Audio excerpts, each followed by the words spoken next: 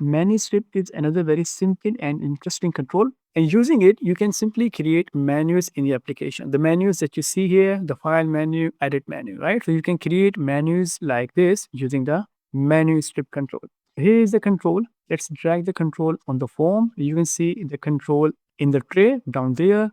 And here you can start building your menu.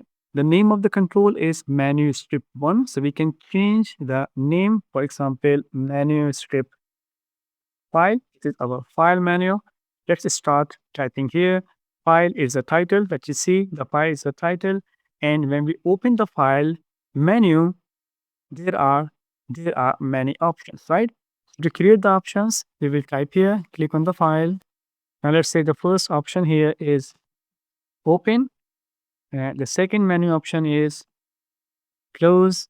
The third option is save. And the last option is exit. In the file menu, we have 4 sub options. Let's run the program and check the output first. Here is the form, and you can see the file menu. Click on the file menu, you see all the options, right? Now, all the options can be assigned click event. Now, for example, click on the file and select the exit and double click on the exit option to attach the click event. So let's double click, and now you can see a click event is assigned to the exit option. And here we can simply exit our application. So we can call application exit like this. Now let's run the program and check the option, exit option. Here we go, click on the file, open the menu and select the exit. Now you can see our application simply terminates, right? So using the MenuStrip, you can create simple menu in your application.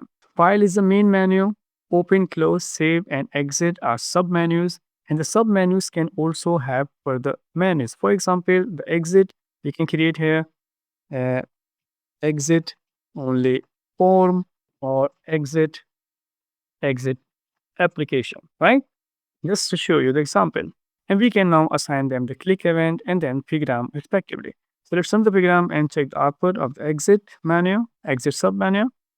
I click on the file, select the exit, and here we have submenus, right?